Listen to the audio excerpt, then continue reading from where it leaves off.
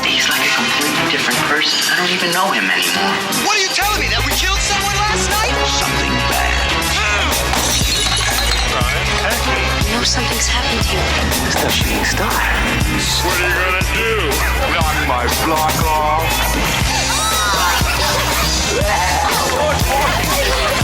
Maybe they're just cruising through the galaxy and stopped here for lightning. Keep killing people every time you're hungry. You're mine now, Brian. I own you. Why here? Why now? Why clowns?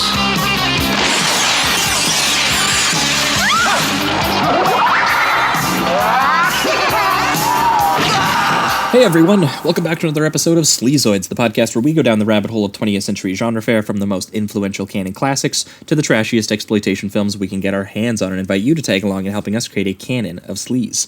Each week is a double feature grindhouse style where we discuss two films loosely related by subject, genre, actor, filmmaker, or franchise, and at the end of each episode, along with our honorary Sleazoids, which you can become by subscribing on Patreon. Santa Claus is coming to town and to kill your entire family. Join the sleaze. We decide on all the official ratings and rankings for every film that we cover. Nailed Patreon it. subscribers also get an on-air shout-out and 2 bonus episodes every single month, which we have been doing for coming up on 3 years now, which is insane. So there's something like 50, 60 plus bonus episodes waiting for anyone who hasn't made the jump yet. Probably coming up on 70, honestly. Yeah, just hours of content, people. Yeah. As well as our bonus transmission series where we talk about new release genre films, and there have been some coming out. We even have some themed ones coming out soon, probably the day after you guys are listening to this one. Yeah. It's hard to keep track of the dates and stuff based on our recording schedule sometimes. Yeah, it is. We try our best. But that's the one plug for the week. Patreon.com, obviously. The patrons, we should get into those. Absolutely. Where's my list? I'm checking my list personally. So we've got Bruno P, Michael Allen, Trophy Wife 99. Welcome. Irene Campbell, Emmett Whelan, Martha, Loser Points, Miss K, Jake Tierney, Mike Wyson. I'm still going. Oh man, you guys are being good to us lately. Zach. We had Aaron, a friend of the show. Aaron has upgraded to the $10 a month pledge. He's going to be joining us for our virtual online once a month screenings that we do of trash stuff. I think we just did a Split Second. And by the time you guys are listening to this, we'll probably have already done it, but we're going to have done our Christmas one, which I haven't decided yet, but we're going to do something fun for sure. Oh, yeah. And then last but not least, we've got Oliver O'Brien Till. Nice. And, oh wait, no, are we still going? Yeah, and Kim Spencer. Awesome. Thanks, guys. So thanks so much to all you guys. We had to kind of rip through them a little fast there. We had a lot of you guys this week. Thanks so much. Hope you guys are enjoying those bonus episodes. Oh, but I had to give a shout out. I think I heard Irene Campbell in the names of that. That's actually my grandma. She's like, I really want to sign up and support the show. I'm like, well, I hope you're ready for absolutely crude humor. It's going to be something to hear what we say on here. We're going to do a grandma core episode just for her. Thanks, absolutely, Irene. Yeah. We'll do some like classic noirs or something, yeah.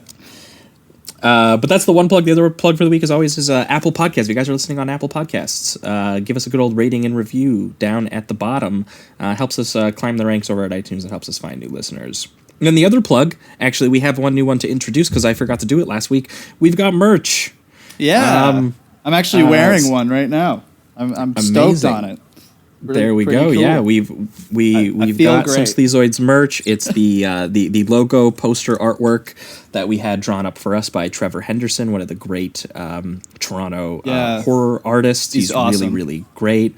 So we have that for sale on shirts, on mugs, on basically anything. If you go to sleazoidspodcast.com or you scroll down to the description there, you will find all the links you need to go and look up the merch for. Probably won't come to you now in time for the Christmas holidays, but we have seen some people already posting in the Discord that they got theirs. So if you're interested in that, look into that. Absolutely. But yeah, okay, finally. Jeez, the intros are getting long. That's everything for this week. Welcome. What's up? I'm your host, as always, Josh Lewis, and joining me is my co-host, Jamie Miller. Welcome back, everybody. Welcome back. I think 2 weeks ago would have been the last time you guys would have heard from us, and we had special guest Anna Swanson on to talk about sort of cat and mouse crime thrillers. We talked about Silent Partner from 1978 by Daryl Duke, starring Elliot Gould and Christopher Plummer, which was a very cool little small Canadian heist movie from the 70s. It got a lot of grit to it, got a little bit of Hitchcockian set sort of sequencing to it, and it also has Christopher Plummer going absolute psycho mode and like decapitating a woman using a fish tank. Yeah, it's just, that was a gritty scene, my God.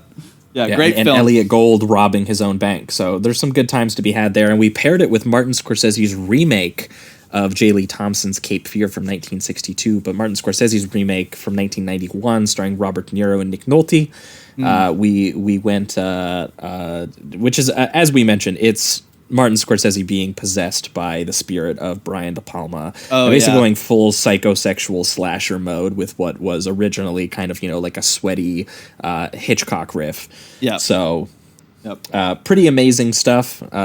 You love to see De Niro doing the accent and paying a dentist to fuck his teeth up. Out philosophize you. Love it.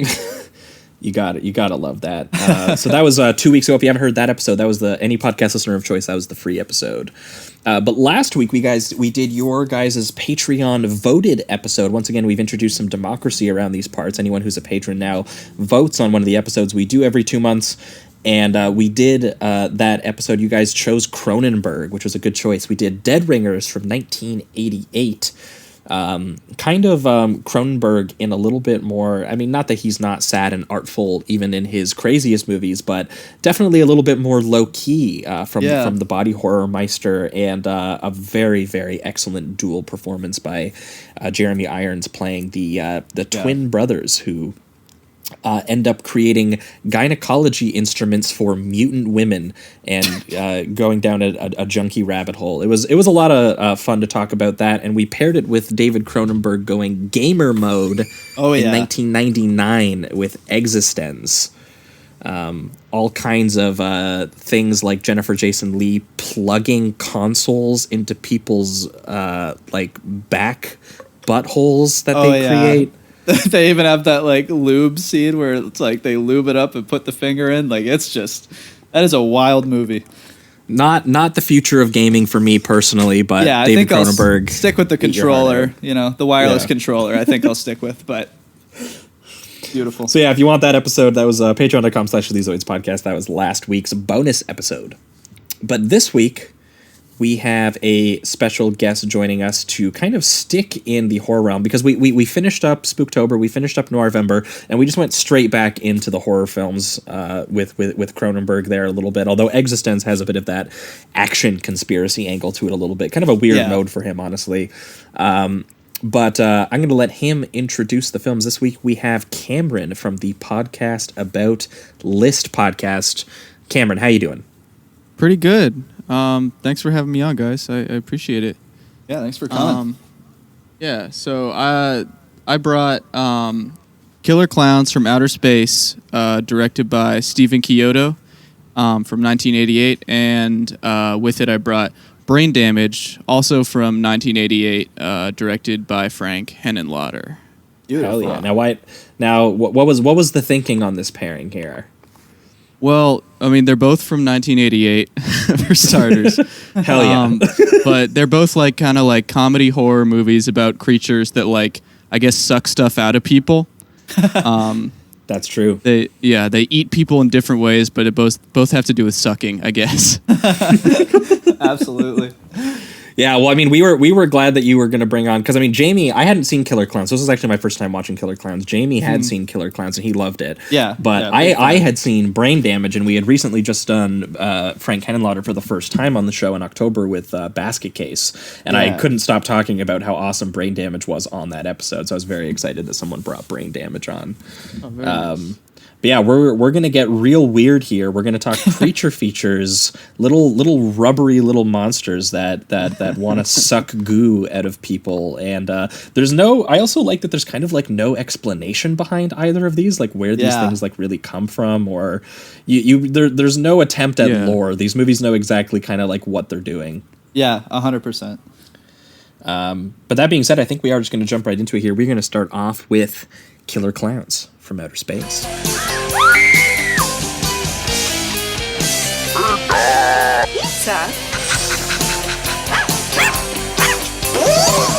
Maybe they're just cruising through the galaxy and stopped here for a bite to eat. You don't need a police, pal. You need a psychiatrist.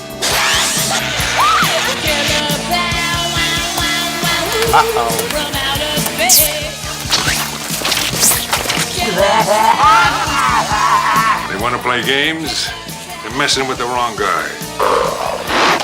What are you in for? Killer Clowns from Outer Space. It's crazy. All right, we are talking Killer Clowns from Outer Space, the 1988 American science fiction horror comedy film written, directed, and produced by the Kyoto brothers. This was their vision. Obviously written by or directed by Steven as the main credit, but written by Charles and Ed as well. And for those of you unfamiliar with the Kyoto brothers, they are special effects artists. They did the special effects for the Critters films, most famously, but they did a lot of set work on all kinds of creature films. And I think I heard too that they did all the puppet work on Team America. They did, yeah. That's awesome. That's incredible. They made Large Marge. The claymation from Large Marge and Pee-wee's Big Adventure was also them. Oh wow, I didn't know that. They did a bunch. I was like looking into it recently. There's a bunch of like little stuff that was like really funny. I had no idea that they had a hand in. Like they also did the stop motion parts in Elf, like the parts in the North Pole. Oh, okay. It's like the narwhal and stuff. Oh, that's Amazing. killer. Wow, Yeah, it's very interesting. Yeah. Yeah, so this is a movie born from the minds of kind of a bunch of jokester special effects artists, which kind of, when you watch the movie from that angle, the movie makes a lot lot sense to you, I feel like. Yeah. Oh, you can really 100%. Tell it was made by a bunch of silly brothers. Yeah. Yeah, for sure. Just that had a love for B movies, basically. Yeah. I mean, like the obviously the main premise here for anyone who hasn't seen Killer Clowns from Outer Space. I know that this is a bit of like a cult film now. I'm sure a lot of people have heard of it. Yeah. And you get most of it from the title. They are Killer Clowns from Outer Space. Yeah. But very, very broadly, we have something kind of like a little bit of a riff on something like The Blob, where especially the Chuck Russell rendition of The Blob, which we've talked about on the show. But essentially, these things fall from space, but instead of being a blob that just organically sucks things up and turns their body in and just shreds them, we have a bunch of little dudes who are clowns. We never find out. Like, are they an ancient species of clowns? Is this where we got the image of clowns from? Yeah. Or did they get like transmissions from us and become obsessed with clowns and then base their entire civilization and aesthetic and structure on it? We don't really know. There are moments that kind of like somewhat hint towards the fact that they're used to humans and how they interact with them, because like there's that scene where the clown walks up in front of the store and then acts as if it's like an animatronic statue and it lures people into the store. So like I'm sure they didn't think this through at all, but it does kind of hint that they've been doing this for a long time and farming human beings for a long period of time. Yeah, that was where I got a little bit of like a bad taste quality. Yeah, absolutely. I was thinking Peter Jackson too. Yeah, because it ends up being in Peter Jackson's bad taste that it's like there's like this intergalactic group of aliens who come down to Earth to essentially taste test humans for. I'm pretty sure it's implied that it's for a fast food intergalactic fast food chain. Yeah, and this one is for like a intergalactic traveling carnival, basically. Yes. But I gotta say, right off the bat, the Killer Clowns theme song, a certified bomb. Oh my god, yeah, that's literally the first thing in my notes too, like including the words right off the bat. Yeah, and it's great that like I love the way that it sets it in, because the first half of the credits are just kind of that kind of ominous like synth score that you'd hear from an 80s slasher movie or something, and then it just crescendos into that insane electric guitar riff that I just love. Yeah, it's so good. Oh yeah, man. I listen to that song all the time. The Dickies are a great band. Yeah, I'm gonna have to check out some of their other tunes, because I mean that theme song is just fire. Yeah, the obviously Jamie will definitely be including it in the trailer segment, so anyone who hasn't heard it will get a chance to hear it. But dude, that part where he just goes off and he goes, "Killer clow ow ow ow," unbelievable. What I've heard about that song, which I'm not sure if it's true or not, but I've heard that like when they asked the Dickies to write that song for the movie, the Dickies had no idea what the movie was about besides the title. Like they hadn't seen it or anything. Which is why they say stuff like bringing genocide to the human race, which just doesn't really make any sense in the context of the movie. That's so good. Oh my god. Amazing. Well, yeah, it's perfect for getting you like into the mood of the movie you're about to watch, because it's like it does start out with like that sort of like 80s synth thing, and then it gets into something a little bit cornier like this. Yeah. But in a really, really fun way. Yeah. And then immediately we're introduced to, a bunch of teens at makeout point doing their thing. A guy who looks exactly like Ben Shapiro pulls up with an ice cream truck. And he goes, what does the ice cream truck say? "We give you the stick, you give it the lick, and it'll tickle you all the way down." That's how you sell ice cream, baby. And it's got a little clown head on it. It's really creepy, actually. Yeah, it definitely is. Just an ice cream truck making innuendos at you. And also, I don't know why they thought that they were going to get a lot of sales at, like, Makeout Point. I mean, I think it's implied that they think ice cream trucks are cool and that they're going to get them chicks. That's, like, their main plan. The two brothers that, like, they even hang out inside the truck. They even have the, like, two girls that they told could have all the ice cream that they wanted if they went on a date with them or something like that. Like... they're definitely, like, I do enjoy the corny kind of like sex comedy that they're throwing in the first like 30 minutes or so, and I love the way that the lead guy he just his entire performance is very, very just very cheesy. Like it's that like very energetic and happy leading man, but he's cracking all these like just very cheesy jokes and yeah, his name is Mike Tobacco. I know. I noticed that too in the credits. I wasn't sure if they ever said that in the movie. It's just such a weird name. Yeah, that is such a weird name. Yeah, I don't think they ever do. They just call him Mike, but randomly to throw tobacco in there. Yeah. Well, yeah, and he's trying to get laid on top of some sort of raft that's in the back seat of his car. There's so many like little there's so many like strange details to this that I think is what like ultimately really makes the movie work for me, is that there's so much humor in not just like obviously the sort of like parody level premise in some ways, but also in a lot of just the general visual design and the inscrutability of certain choices that are made. Because like, again, they had to specifically choose to put a raft in the back of his car that he's having sex on top of. Yeah. And you're sitting there going, I've just never seen that before, but okay. Yeah, I'll take it. Must have been just a product of the 80s. That's what people did.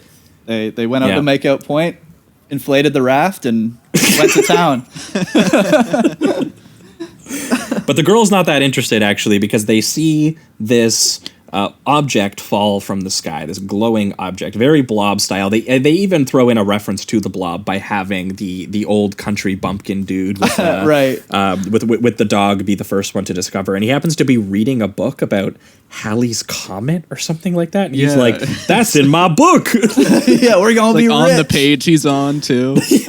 Yeah. So great. And I love how, like, right away he already comes up with, like, a monetary use for the comet. Like, he just sees this random meteor crash. He's like, that's it. That's it. All my financial problems are over. This is the money bag right here. Well, yeah, and he happens upon the circus tent, obviously, that lands in that spot. And he's saying stuff like, maybe we can get some free tickets. I'm like, this guy's just super stoked to be let into the circus that just landed in his backyard. Yeah. Oh my god.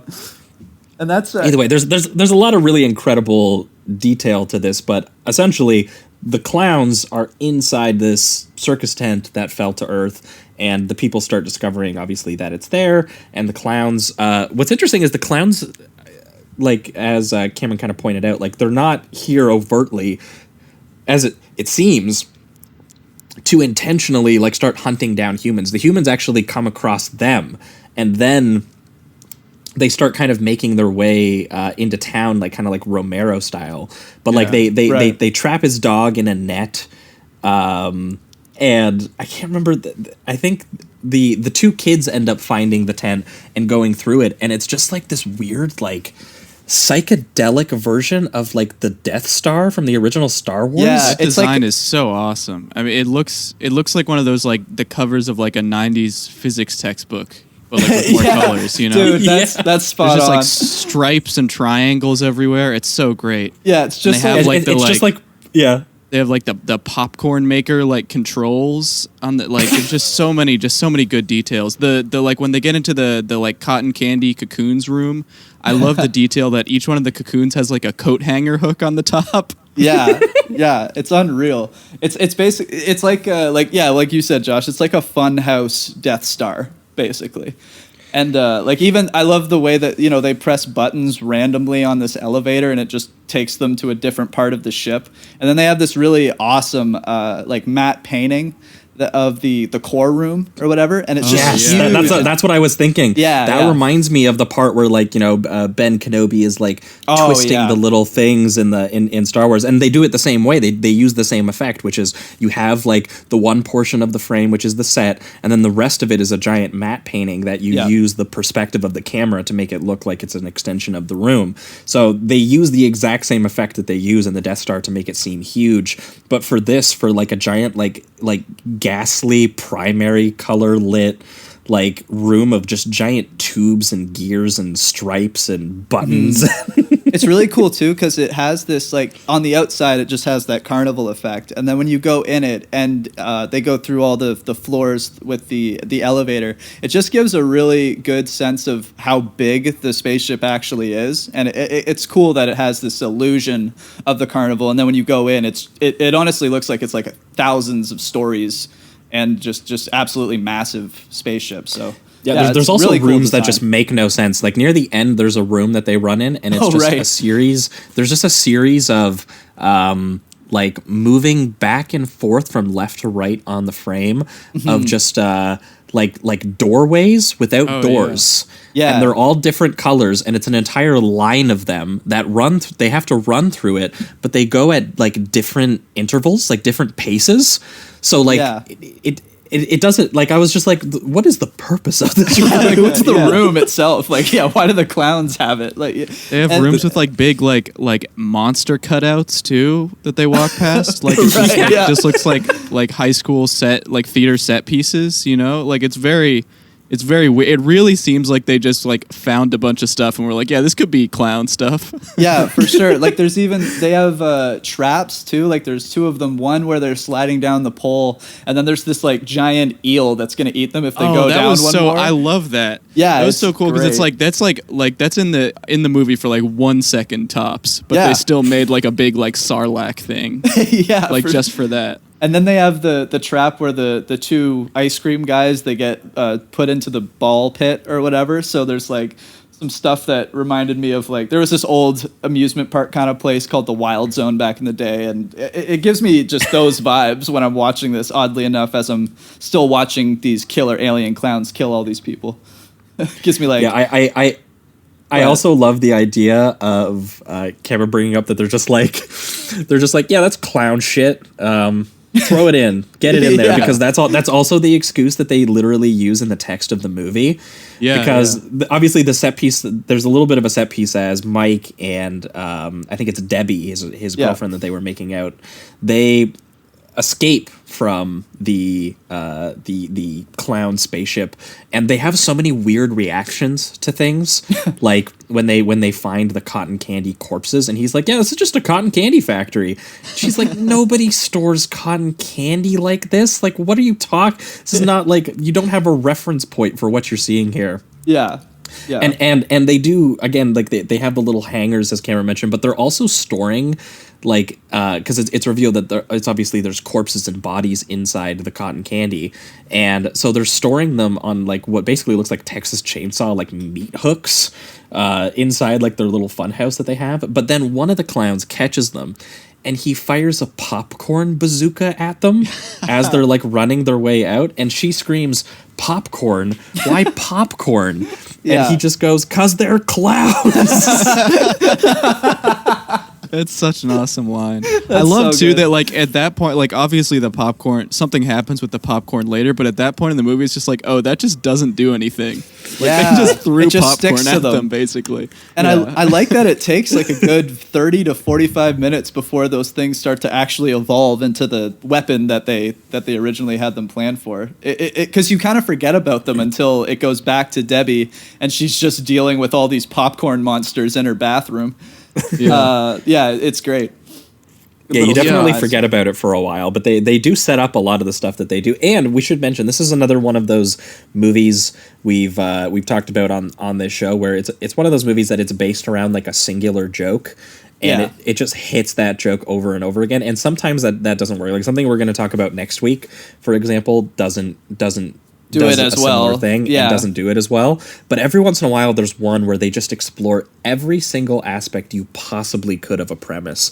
And I think this is one of those Right. movies that absolutely does that. Yeah. Like, and even we haven't mentioned it, but like the creature design itself, like the rubber suits that they Oh my built God. of these clowns. Yeah, They're so so good. horrifying. Because they With the ears that wiggle and those awful like jagged teeth. Like they're Yeah. just such good costumes. and the mouth, all the mouths are just huge. Like they look like they're like a good like foot or two in width. And I love the different heights of all the clowns. Like you have the one little one that kind of plays like the cutesy clown. And then you Shorty, have, yes. right. And then you have the one. I can't that's believe like, I know the names now. and then you have the one that's like 8 feet tall and intimidating that way. And there's a lot of variety in the clowns themselves. And I love that shot of them all kind of being introduced when it's kind of like the zombie walk when they're all walking into Yeah, that's the what I was town. talking about when they go Yeah. through Romero mode a little bit. Yeah, and it kind of just in a line you see all the different designs, and it's a fantastic little shot. I love it. And that, Yeah, that I also song like how that- they move at such a leisurely pace there too. Yeah. Yeah, they're real chill. That song that plays during that scene is so great too. That like dun dun dun dun dun dun. Oh, dun, yeah. dun, dun. It sounds Yes. almost like it's like a MIDI guitar. Like it doesn't even sound like a real guitar. Yeah. It's so I love that. I love that little song. I wish it was longer so I could listen to it like on my own. It's like only like Put 30 it on like seconds an long. hour loop. Yeah. Yeah. Yeah, actually, speaking of Romero, it reminded me actually of like more of like a late Romero score, like more like Yeah. not like Night or Dawn, but Day of the Dead a little bit. For sure. when sure. he hit the mid '80s, it's got a little bit of that going on. Yeah. But meanwhile, so the clowns have made their way into town now, and they just start, kind of messing shit up. But no one also believes the kids because the kids are saying that there's killer clowns from outer space. Obviously, no one's going to believe them. But there's one particular like cop who's just so shitty. Oh, he's the best. He's so awesome. funny, man. The joke of him just like, I don't believe anybody in this town and ignoring Yeah. all emergency calls. Every time it cuts back to him, that joke worked for me just more and more. Like It's just so as great. they kept repeating it. It It gets to a fantastic. point where he's literally just not picking up the 911 calls. He's like, all these motherfuckers are pranking my ass, and He's like, I I, love won't that be the- outsmarted. I love that they introduce him by being like he's like threatening to strangle some college kids for like coming into town off campus. Like he's just Yeah. like so evil. It's so there's a scene Yeah. where he like there's one scene where he's just sitting in the police station reading like a gun magazine and just laughing. just so like cartoonishly awful. It's so great. It's amazing. I also he also gets the title line. He's the guy who gets to go, "Killer clowns from outer space." Holy shit! yeah, it's I love his death too. Like it's actually pretty gross. Like it happens. He gets the worst. Yeah. Yeah. Yeah, he gets the ventriloquist dummy death where the fucking clown is putting his hand into his spine, and they even add the detail like after he's done using him as a dummy. he actually, like, with force takes out the hand from his back, and you hear kind of like a squishing sound, and then his hand is covered in blood. And there's a couple elements where the gore was pretty awesome. Like, another one was where what's the little guy's name again? Josh? Shorty. He literally punches a dude's head clear off with boxing What are you gloves. gonna do? Knock my block off? Yeah, like there's some decent gore kills in this too. Something about the like ventriloquist dummy kill that I didn't notice. I've watched this. This is probably like the 5th time I've watched this movie, and something I noticed only this time was early in the movie, like when the like nice cop is going to investigate the clowns. Right. The bad cop, as he's leaving, goes like, "Well, you're not gonna make a dummy out of me." Yeah. And I was just like, oh shit. I just never picked up on it before. That's such great. a good, so many good like one-line gags that aren't like really that funny on their own, but are just like all add up to just be so great.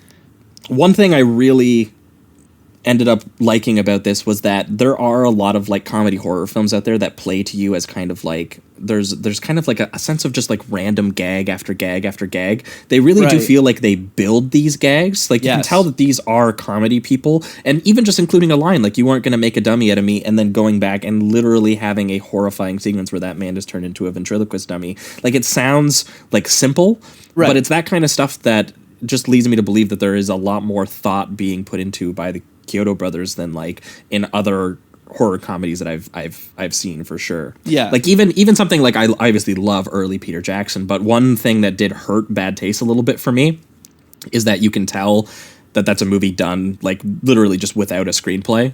They shot it on weekends as friends over the course of like years, just being like, all right, what are we going to do this weekend? This would be funny. And like, obviously there's some charm that comes from that, and something I really appreciate, and I think also exists in this. This is clearly 3 brothers wanting to fuck around with a budget, who are also very good at creature designs and makeup and stuff.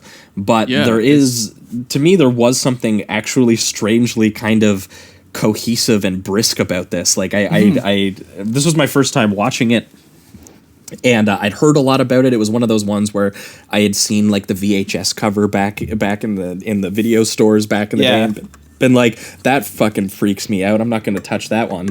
But yeah, getting around to finally watching it, I was actually weirdly kind of, despite the fact that again there's cheesy parody elements to it, I was actually kind of impressed with some of the craft.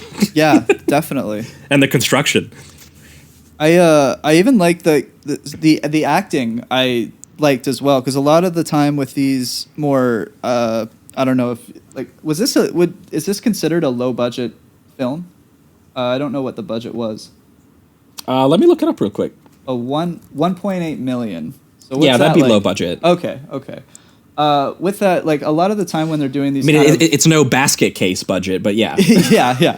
When they're doing caricatures more so, like with the characters, I it can get to a point where I'm just kind of like eye rolling, similar like with Jack Frost a little bit, like we discussed in our next episode.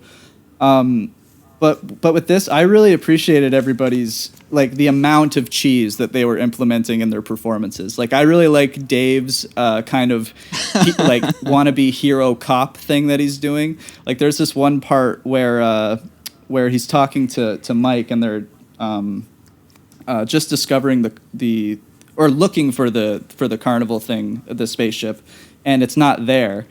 And he has this one line where it closes up on his face, and he says something like, Mike says, "It's just the facts," and it closes up on Dave's face, and he does this like quick turn, very kind of, I don't know, soap opera like, and he's just like, "I'll tell you what the facts are, mister." And when every time I've watched it like 3 times, because there's something about his delivery. There's so much like power and kind of like this leading man quality kind of thing, and it's just very assertive, and I love that delivery. And there's a bunch of that in this film. There's a lot. So many fun line reads in this. Yeah, I think the best one is definitely the "What are you gonna do with those pies, boys?" Because he almost sounds like he knows he sounds really upset when he says it. Yeah, exactly. And that's a great gore He has gag some too. idea what they're going to do with those pies. Yeah, exactly. And that's a great gore gag too. I mean, to just like melt somebody's entire body with pie, that's yeah, fucking acid awesome. pies. Yeah, it's acid great. like banana cream pies. It's such a good gag.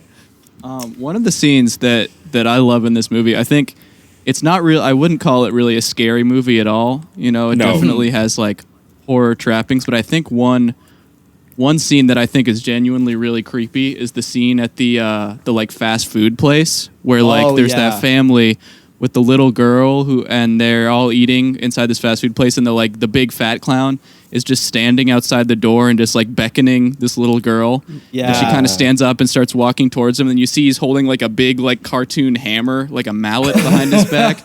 Was just like simultaneously like so goofy, but also just like so creepy. Yeah, and because the way that it's played as a traditional suspense scene, right? Where Right, like the yeah. mom comes over and is like, "Where are you going?" And we know that she was about to just get malleted to death. Clown. Yeah, and I love the way that where the camera position is, because the way that they filmed the clown, it's inside the restaurant, like, so it's kind of what the girl is seeing, and there's just something really kind of an extra layer of fear for me when you're watching just him kind of within the frame of the window and just in the kind of the opening garden of the restaurant, beckoning to the girl. I don't know, there's an element to that I thought was pretty terrifying. It's really well done. There's a luring like child endangerment suspense sequence there, which is interesting because they don't like repeat that or like do any more of that. It's like just they do a lot of like interesting just asides. Like another aside that they do that they never come back to is like the rapey little Punch and Judy show that the one clown puts on for the Stone Dude, and the Stone Dude is like having a blast just looking at this little Punch and Judy show. And then one of the like clowns that he's doing as hand puppets basically starts like raping the other clown, and then he reveals that the whole show is being done by a big clown. Yeah. And then the guy starts getting scared, and then he lasers him into a cotton candy cocoon. Right. Which is, and I can't remember if that's where they established the laser cocoon gun or if it's when they do the farmer. But that's a great gadget. I love that gadget. Yeah, yeah. And then I love how it evolves, because eventually we get to the point where the clowns have kind of taken over the town a little bit more, and they're having their own like parade where they have this giant vacuum and they're just sucking up all of the cocoon cotton candy things. It's just a wild image. Yeah, because it's so much awesome. fun. Yeah, that scene is awesome. The clowns like tossing the cocoons out of the windows and stuff. Yeah, or I like love down to the people on the street. When Debbie's trying to escape from the popcorn monsters, and she gets trapped from the front door because the clowns are blocking her, and she goes to try to jump out the window, and it's a bunch of clowns that are dressed as firemen, and they have like a trampoline, and they're like, "We'll catch you." Like, there's such an awesome gag. Yeah, it's fantastic. And it's like that scene after scene. There's never really a scene that doesn't have some really funny gag built into it.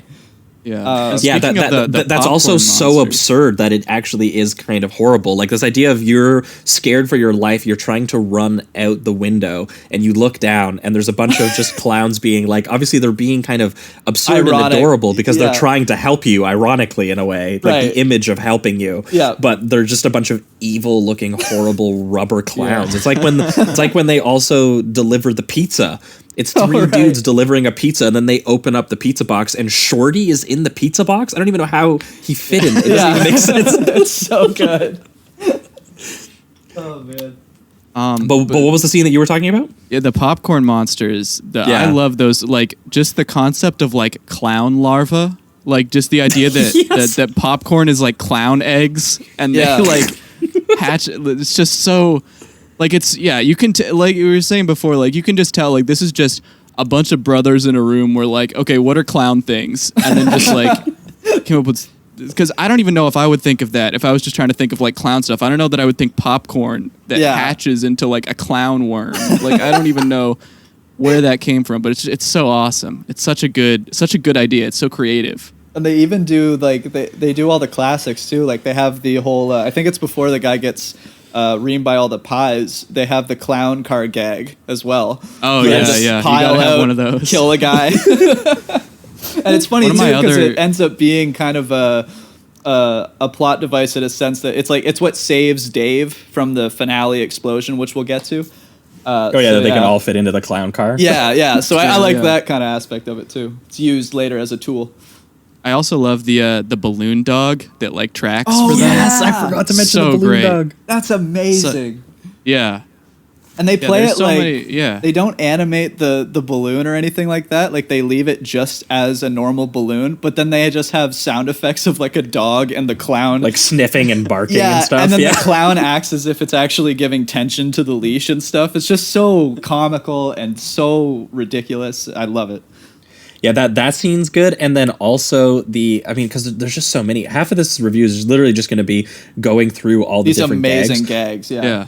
But the shadow puppet gags. Oh, my yeah. god, yeah. When it's very clearly established that these clowns have like 3 stubby ass fucking fingers, and the dude is doing shadow puppets. Like he starts off simple. He starts off with the bunny, but then he's doing like an elephant with the tusk and the trunks. Then he's doing like a boat of like colonizers as a shadow puppet, and then he eventually ends up with a T-Rex, and the T-Rex shadow puppet literally eats a crowd of people on the side of the street. Yeah. And this That is shadow, the right before he does the shadow puppets too, it's the gag where like the clown appears because like a bus drives by without stopping, and the clown just appears behind the bus, like with that visual. Oh, right. that visual gag. Like it's just like so. It's so full of just stupid stuff like that. It's just so awesome. yeah. I'm pretty sure at one point too, there's a clown that carries around a briefcase just filled with popcorn. Yep. Yeah, he just it's like I think that's his way eventually of unleashing like the hell onto the entire town. Just his big old maniacal bag of popcorn. Oh, also the shadow puppet scene I remembered has one of my favorite line readings. Speaking of just great actor line readings in this, but there's one where the clown just literally takes off into the air. Oh yeah. And Mike comes over to him and goes, "He's gone. He went straight up." He plays him Just so flies into the air sincerely. and doesn't come back down. Oh man, Mike's delivery on everything is just so cheesy but so sincere, and I love that performance. Yeah, I mean, honestly, we've already mentioned so many of them, but like Jamie already mentioned, like Shorty pulling up to the bikers on his clown bike. Yeah. And oh my, I love the tension in the scene as he just pulls up to them, and the bikers are just making fun of him, and he's making sounds that just make him sound like a Jawa or something. He sounds like a minion. He's just going like Peter. They do like so many weird noises. It's so strange. Yeah, 100%. And it's so adorable because he's pulling up to the biker bar, and he's not, again, they're not being really like antagonists until they're attacked first. So like the bikers are making fun of him. Yeah. And then he actually comes over and says, "Hey, can I ride your bike?" And then he breaks his bike right in front of him, and he's kind of like crying about it. Yeah. And then he pulls out the Poor boxing Shorty. gloves, and there's just an adorable little clown being, with his boxing gloves. And then he punches his head right off like Jason Takes Manhattan. Yeah. There's a small detail in that too that I really enjoy, which is when he jumps out of frame, like he's off camera to get the boxing gloves. All of the people react as if they can't see him at all anymore. So it's like he just teleported or dissipated in the air, got his gloves, and then teleported back to knock the guy's block off. And I just love that little small detail. And his head flies. He knocks that block off. He for does. sure. He does. Yo, I think one of my favorite scenes in the movie, the one that I'll like show people if I want to convince people that, like, no, this is a good movie, believe me. Yeah. Is the scene where they're in the spaceship again and they see the big fat clown drink one of the cocoons with a silly straw. Oh yeah. Just Yes. like the reveal of So like what the good. cocoons are really for is it's just so perfect. Yeah, just and like it's got a decent like horror element to it, because when you think of just like someone sticking a straw into the body and then sucking out the nutrients, it's just that's fucking gross. So that's really good.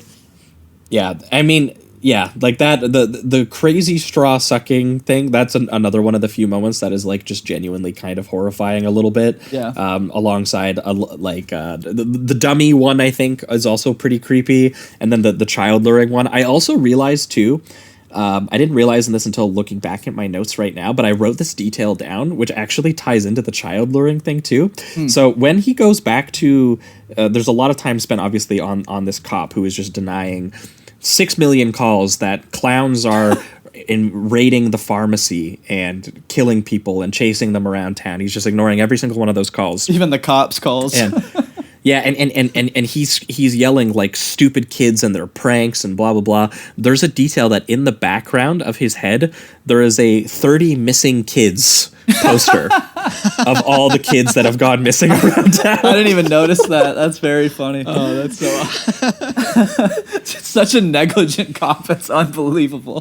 That was my favorite gag throughout the whole movie. Anytime they went back to him, I was laughing my ass off.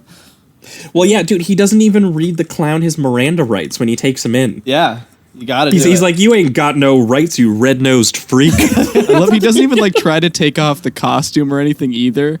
Like even when he goes to like handcuff the clown, which he presumably thinks is like a person in a costume. Yeah. You know, and the clown's hands come off, which you know he would probably assume is like, oh, that's the gloves of the costume. He just locks the guy in the jail. Like he doesn't even unmask him or anything. Yeah. It's just he's just like, yeah, no, you're in jail. That's it. I don't even want to deal with you anymore. Yeah. But then the clown like turns the two guys who are in the cell with him into cotton candy. Then obviously we talked about how he eventually comes out when Mike and the others arrive at the police station, and he's using the cop as like a marionette puppet. And I love too that they add the detail of he does like the spin around in a chair like a villain in the dark. Like he waits for them to show up and then turns the light on. And he has this great line where he has the cop mime, "Don't worry, Dave. All we want to do is kill you." Which is where Dave, I think, finds out that if you shoot their noses off, they explode into confetti and party decorations. The source of their power is the clown nose. Brilliant. Yeah. I mean, of course it is. Yeah, it's the big red spot. Like that's it's the heart. Yeah. Yeah, oh, and I was gonna say I also have written here all the popcorn like larva clown dudes.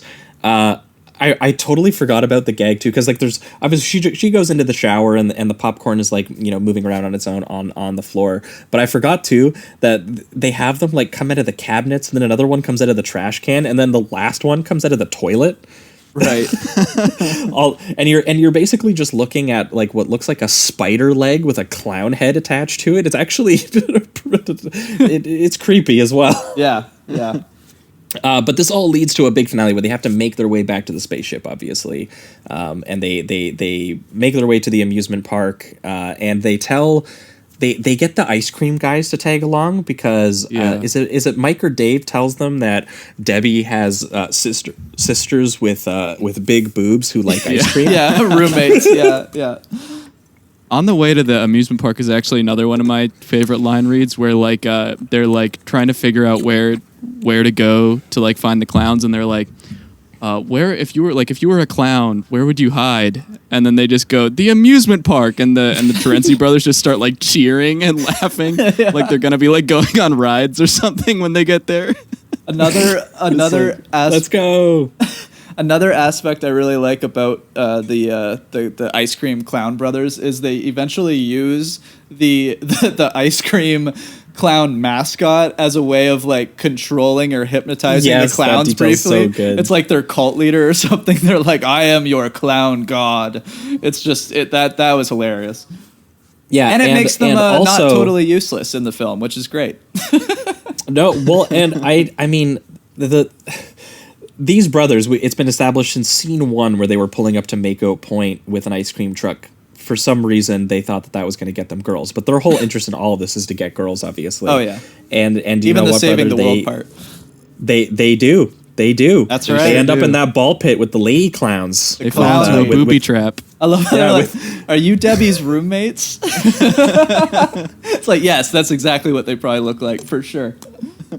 Yeah, it almost needed them talking about like big mumba jumbas or something, you know. Yeah. Like they really go. And when they come back in with the ice cream truck, they're covered in like kisses, like clown lipstick kisses and stuff. Yeah, I really wanted I did really want one just 5-second scene where they are like legitimately in the ball pit jacuzzi with the clowns and like, I don't know, drinking champagne or something like that. Like I just wanted one date moment where they're actually on the date with the two clowns. But yeah, it's a great gag.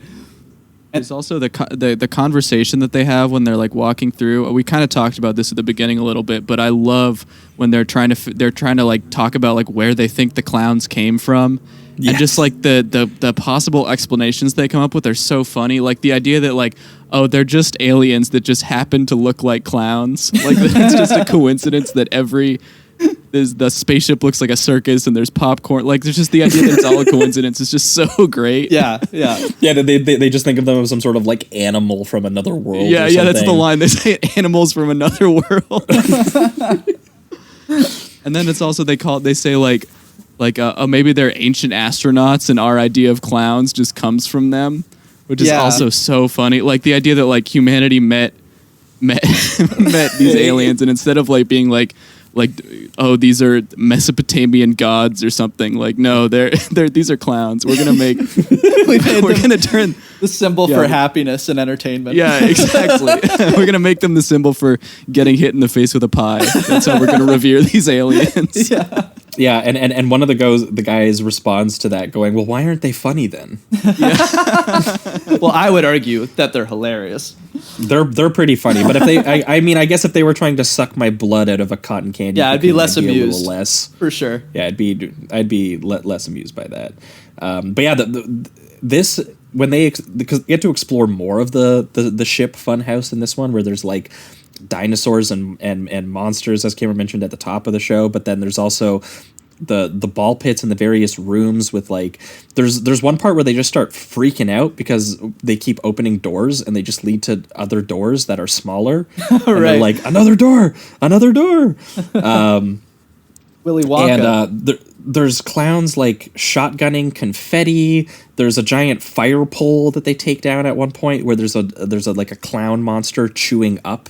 So if you slid all the way down, you'd get eaten. There's like moving doorways and fog machines. Straight up, I kid you not, by the time you hit the end of this movie, it's basically like Killer Clowns German expressionism. It's like Dr. Mabuse ass sets going on here. Yeah, it is. It truly is. It's crazy. And then they end up in like this big black room where this giant clown, it's like you already thought you saw the 8-foot monster clowns, but no, now we have like, they have this like 30-foot pet, like Jabba the Hutt hat. This guy actually has a name too. Jojo the Clownzilla. Oh, I like that. Yeah. That's awesome.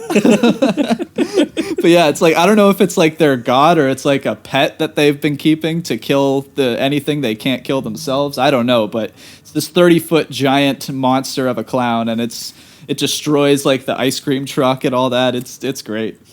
It's so awesome. I think the name of the clown on the ice cream truck is also Jojo. Like I think it says Jojo on the side of the ice cream truck. Battle of the JoJos. Yeah. But yeah, just the fact, getting through like this movie, which is already just so like creative and fun to watch, and like so many just impressive gags and fun effects, and then just being like, oh yeah, there's also a giant monster at the end. Like that's just the greatest gift. Like to make it through that and realize, oh, there's still one more really, really awesome thing. Yeah, absolutely. Yeah, this is what also made it remind me of Peter Jackson a little bit too, because like obviously that's also the ending of Brain Dead. True, yeah. Oh yeah. For sure. With the big mom monster. It's also the end of King Kong too. Well, that's got to be it, because Peter Jackson obviously really loves King Kong too. So this feels just honestly like a bit of a throwback to like old school monster movies a little bit, and then obviously old school sci-fi movies like The Blob and stuff like that as well. And then kind of that 80s cheese and the 80s gore a little bit. Yeah. And just the premise of killer clowns from outer space. You got a good combo going on there. But yeah, as Jamie mentioned, I do really like the bit too where they bring the ice cream truck in with the megaphones and they're all covered in like lipstick and their clothes are torn from presumably having sex with the lady clowns, and they start bossing around all the other clowns. But then it doesn't end up taking, because before they can escape, Clownzilla comes down the hatch and he starts breaking shit up. You think that he's actually killed the ice cream truck brothers. But Dave, fucks up Clownzilla by taking his badge off and stabbing the Clownzilla nose with the badge. That's right. Until he fucking explodes. And he blows up the giant space tent into fireworks and confetti and everywhere. And they escape in the clown car, which is as what Jamie mentioned at the top of the show. Yes. So Dave totally makes it. And also the two brothers survived because apparently it was deemed a little too bleak that the brothers died. Don't they even have, like, they made that into a gag too, because doesn't Mike come up and go like, we thought you were dead, and then the brothers or something like, we did too, or something like that. Like, it's just it's a complete throwaway, which I that was brilliant. That was very funny. Yeah, no, we hid in the ice cream. Oh, anyone want a dipsicle? Right. The freezer with the ice cream. Oh my god. I love that the ending, the like last line or two is like so perfect too. Like, you know, everyone survived, the clowns blew up, and then they go like, "Oh, do you think it's over?" And he's just like, "Yeah, sure." And they just get hit in the face with pies, and then it's just the music. Yeah, it's such a perfect ending. Yeah, that passive "yeah, sure" is so good. It's so funny. Sure, why not? Yeah, honestly, he basically, you get to the end of the movie and he just looks and he's like, "Yeah, you know what? Why not?" Yeah, exactly. Oh man, and honestly, like with having, I'm glad that they went to the route of just like having everybody live, because it's just, I don't know, it's one of those movies. It doesn't need to be like nihilistic or anything like that. I'm here to have a good time with Killer Clowns from Outer Space. So, yeah, I looked it up and apparently this is like a PG movie. I heard PG. I mean, maybe not, but I saw people say that it didn't get the full R. Maybe that's just in Canada though. Do they have? We have other ratings. I feel like there isn't that much like really awful gore. Like there's the head coming off, and there's the ventriloquist scene and stuff. And I don't think they swear. Yeah. Like I think there might be one fuck in it, but that's it. So I don't. Yeah, I'm not sure. There's no nudity either. Yeah, none of that. Yeah. So. Yeah, so even if it's not, regardless, this is it might just be too scary because the clowns are too scary. It might be enough to get it. Yeah, I don't think for sure. If I was a kid, I would be able to handle just the design of the clowns. Honestly, like they are the designs themselves are actually pretty frightening, especially if you're not a fan of clowns. Yeah. Well, pivoting towards the reductive rating round, which for you, Cameron, I'm sure you know, but it's the part of the show where we remove all the words, all the nuance, and reduce the movie between a number between 1 and 5. But it's also become final statements or any lines or scenes that we didn't end up hitting. We did a pretty good job on this one, but sometimes it happens. But yeah, for me, this one ended up getting the pretty solid 4. I kind of wished I watched it at a younger age, because I bet you if I watched this at a younger age, this would be like masterpiece levels. I feel like I would have been in the right mode if I had seen this when I was like 15 years old. I would have been like, that's the craziest fucking movie I've ever seen. Definitely. But being so late into us doing this show, I definitely had like a bit of like, I have reference points for a lot of stuff that I'm seeing here, but I think it's being done very, very well done. Like, again, it has one joke. What if killer space aliens looked like clowns? And it just riffs on it, but it riffs on it very, very creatively. It's consistently funny and absurd. It's definitely a comedy movie more than a horror movie, but the commitment to the bit is so thorough. Yeah. It honestly, it's one of those things where like a movie like this always walks that line of, is it funny or is it lazy? Yes. And I never found for a second that they were being lazy with any of the humor here. And I think obviously anyone's enjoyment is going to hinge on whether that bit works for you or not. For sure. But my God, it is so vividly realized by the Kyoto brothers, who obviously being special effects guys, they know how to do that. And it's so clear and charming that, similar to how I feel about the early Peter Jackson stuff, that it's clearly just made by friends who wanted to make something fun and something ridiculous, but it's also very effectively tangible with popcorn guns and shadow puppet monsters and larva popcorn kernels as if they're like xenomorph alien birds and like, cotton candy balloon people, acidic pies. It's literally like itchy and scratchy level shit. Yeah, but there is like real work being done to bring it to life, which I just like, I gotta respect it. So yeah, for me, very, very solid 4. Yeah. For me, it's probably like a high 4. Honestly, I love like that's a good way of putting it. Like itchy and scratchy. It's very, very Looney Tunes kind of crazy, over the top violence, and but just very cartoonish. So yeah, I love that aspect of it. I love that they were able to make this kind of one gag work so many times in so many different ways. And they're fully committed to it. It never is afraid of its cheesiness or anything that any kind of like, I don't know. You could say eye rolly for maybe certain people. I don't get that vibe. I find this all charming. No, I find that this is a so bad it's good to a lot of people, but this is just good. I don't. Right. Yeah, I agree. Yeah. It's just good. I don't like. There's not an ironic sense to me enjoying this. I think this is a very well made, creature feature in a way. But yeah, this I also have everything that someone would find funny and like make make fun of it is just all something that's on built purpose. into it. Yeah, exactly. Yeah, exactly. yeah. I feel like people are kind of like misreading what the film is really trying to do, which is what they're getting entertainment from. So, but I have kind of like discovering this movie was awesome for me because it was just me and my brother,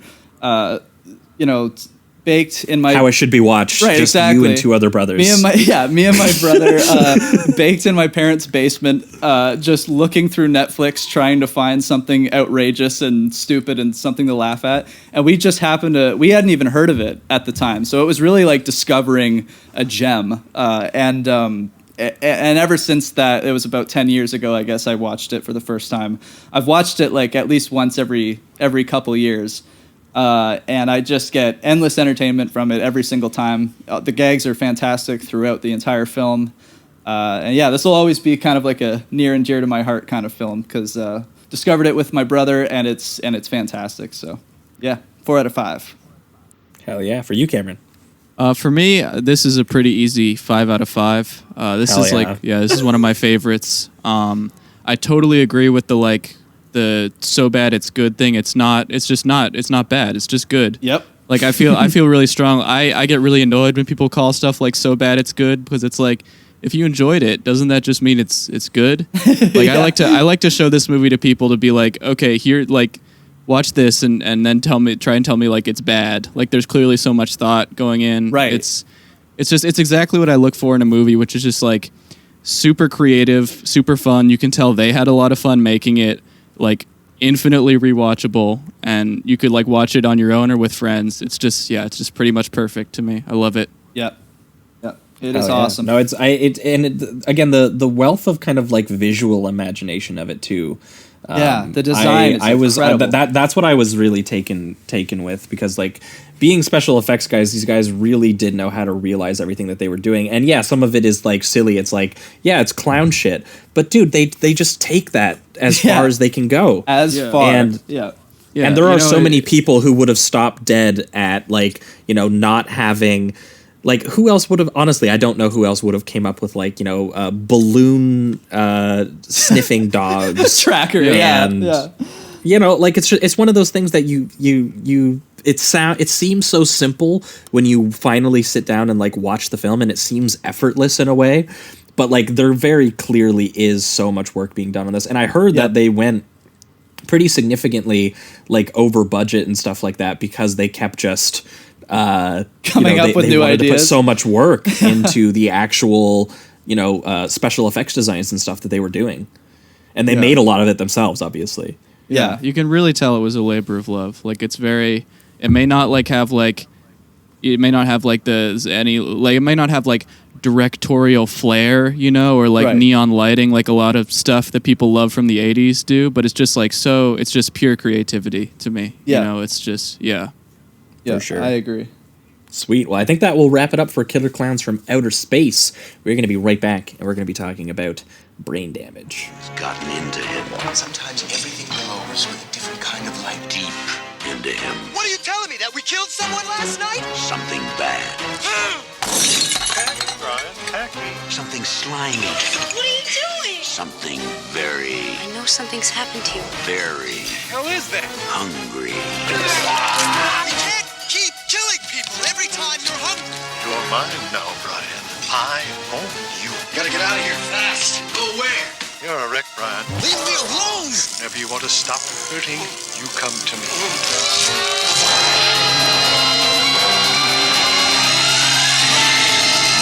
Brain damage.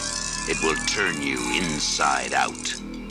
All right, we are back, and we are talking Brain Damage, the 1988 American comedy horror film. I believe it has to be written and directed by Frank Henenlotter. Some of you might remember we just recently talked about Frank Henenlotter for the first time on the show during Spooktober this year. We talked about Basket Case.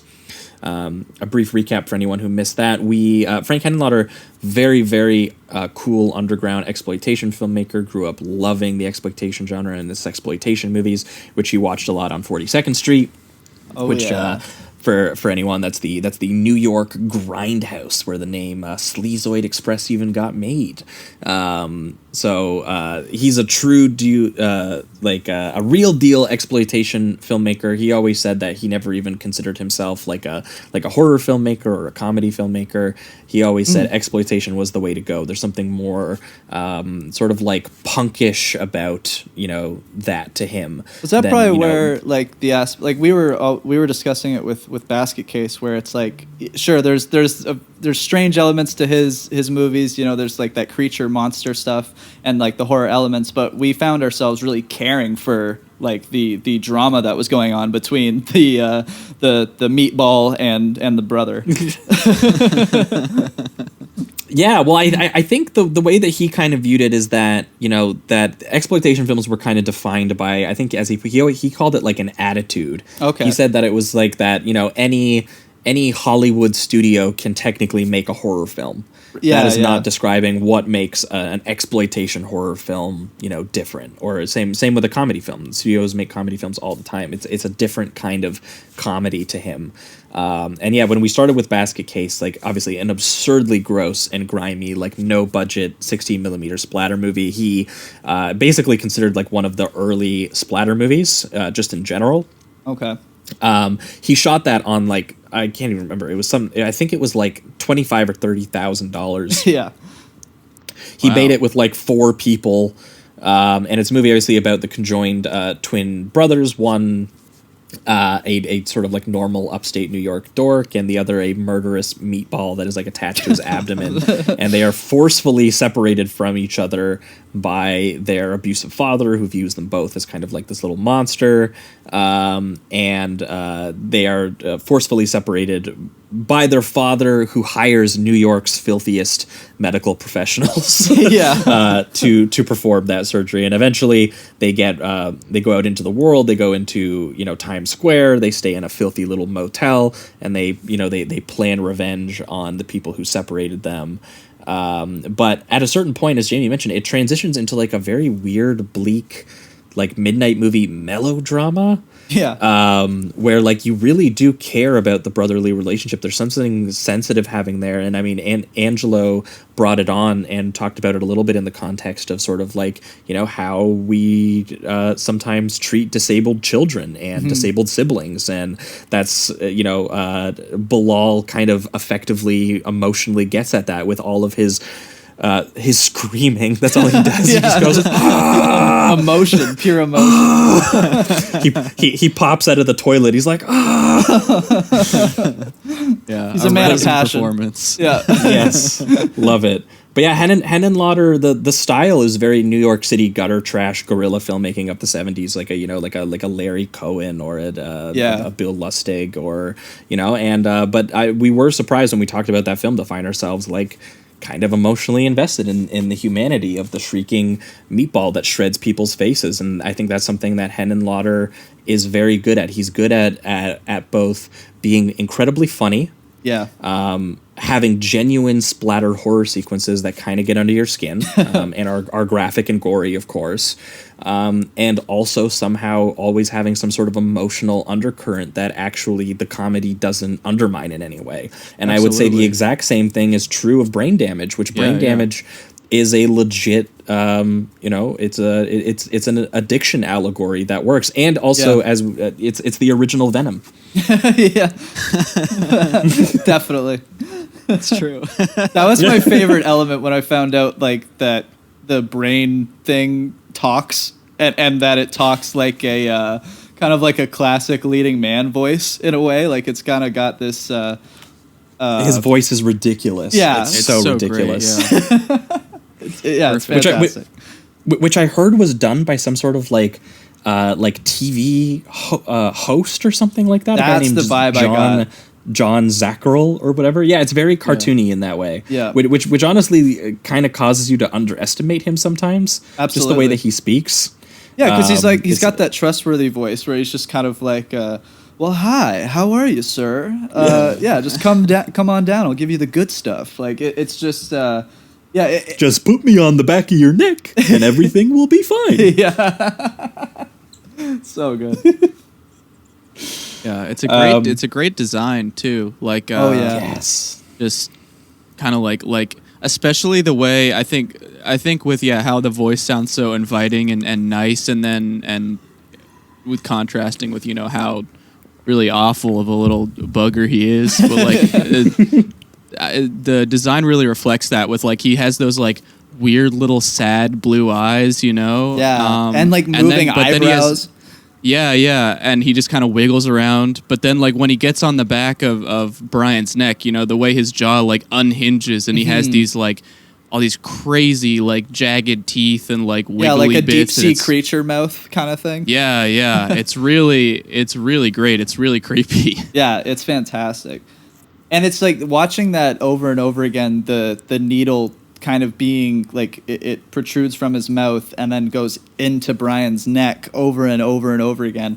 It is constantly and consistently just kind of just gross and kind of cringing. Oh yeah, no, there's definitely like a penetration anxiety because also he's like a little like a textured like a little slug, but he's also like harder in a way, and later they use him as a penis, and he is like a weird little phallic thing, and then so having him like open up his like 100 teeth mouth and putting this little tiny like what looks like a needle into the back of his neck where he injects the blue brain juice, which is like, I guess just supposed to be like LSD or something, some sort of psychedelic drug. Yeah, he's tripping. At one point, he's just having like his own little rave in a junkyard. He's just going off. That's I love that. Like when he just sees a junkyard and he goes, "Oh my god, wow!" And like he's so excited. It reminds me. I don't know if you guys have ever seen like those like.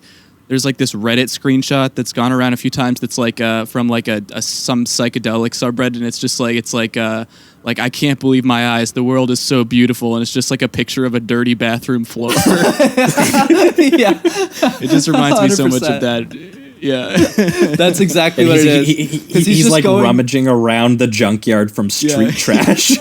Yeah, exactly. And he's seeing all these vibrant colors, and I love like they constantly go back to his visuals, like what he's seeing, and it's nothing but just crazy, just blues, oranges, reds, just psychedelic colors over and over again.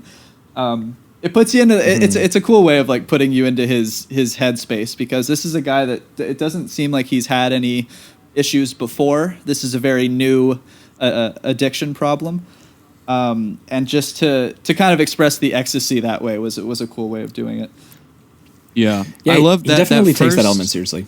That first psychedelic sequence too, when he like first gets the juice, is so great. When he's like lying in his bed and the room kind of fills up with that blue liquid, and the lamp on the ceiling turns into an eyeball. Yeah. It's like so surreal and great, and it's like it's like kind of builds up slowly. There's these really like hallucinatory, like expressive lighting effects being done where things are like being overexposed and blending together while the blue liquid is like filling the room. And when his lamp turns into the eyeball, you even see like the veins on the eyeball and everything. Yeah. Right. Yeah. It's very, very cool. And then obviously, literally, the blue liquid just fills his entire room. I think to the point it consumes him entirely, which is just it's a really cool image to watch it go from like nothing until it's completely full, and they do this. It's a bit of a cheap effect, but I did like it, where he's was like he's on the bed, and to show the filling of the room with the blue liquid, I guess they probably couldn't actually fill an entire room with blue liquid, so they kind of have like this animated thing that's cut out beside him in order to pull off the visual effect, and it's cheap, but I mean that kind of adds to the charm with a lot of these films for me. So. Well, yeah, and what's kind of funny about this is that this is actually Henenlotter getting a budget. Yeah, for sure. Because Basket Case was shot for like $25,000. I think this was like $500,000. So it's a significant budget increase for Henenlotter, which he used mostly, obviously, on the creature, because the creature, his name is Aylmer. Yeah, he is, pretty well designed and like more thoroughly designed and can do more things than Bilal could do. He made good use of Bilal, obviously, in Basket Case, but like Aylmer is just, the design is much weirder. He even looks like a weird little worm brain thing, and the basic premise is that he escapes an old couple who live in the same apartment building as him, right? And they keep him in the bathtub, and I like that we're introduced kind of like in media res, like to them freaking out that their son Aylmer is missing. Yeah, it's we like don't he's gone. They're like screaming and wailing about how their son is gone, and that they brought animal brains home to like feed it to him and stuff. And they're in like legit emotional turmoil over losing their pet. Yeah, and I like that he doesn't let you know what kind of creature we're dealing with. And I hadn't seen the movie or really heard much about it, but like I knew about brain damage, but I didn't know what the creature looked like or anything like that. And before you know that, they have them looking through all these really small spaces and peculiar spaces, and you're kind of like, well, what the hell are they even looking for then? Because at first you think it might be their, I don't know, mutant son or something like that, keeping them in the bathtub. But I just like that before they show you the design of the creature, they also have them kind of looking in cupboards and stuff. I'm like, what could they possibly be looking for? Yeah. Yeah, like what could be behind the plates in the cupboard? What? Yeah, exactly. One and detail you're I really feeding love. brains to it, so it's got to be something weird. One detail I really love from that opening scene too is when they're like bringing the brains in, they just put one little sprig of like parsley on the brain. Like classy. Yeah, it's so great. It's such just a funny little throwaway thing. Fine dining, baby. Yeah. But Aylmer, he breaks way into Brian's apartment, and Brian basically has to give up going to a concert with his girlfriend, and his brother Mike, I think it suggests, lives with him. And so Mike takes his girlfriend out to the concert they had plans to go to because he's not feeling well. He's just genuinely not feeling well. Yeah. And then he lies down in bed, and this is where Aylmer, gets him high for the first time. And we talked about, how the sequence and how it's expressed in the filmmaking is very well done. Henenlotter, just a very solid director and very good at visually expressing himself, even on limited money. Yeah. But when he wakes up and he finds this little fucking worm that's like twisting around on his body, and he goes, "Hi." And then he gives him his pitch about how, he will show him all the colors and music, and your life will be nothing but light and pleasure and euphoria, and you won't feel pain or hurt or suffering anymore. Basically just establishing that he essentially just is a walking, talking drug.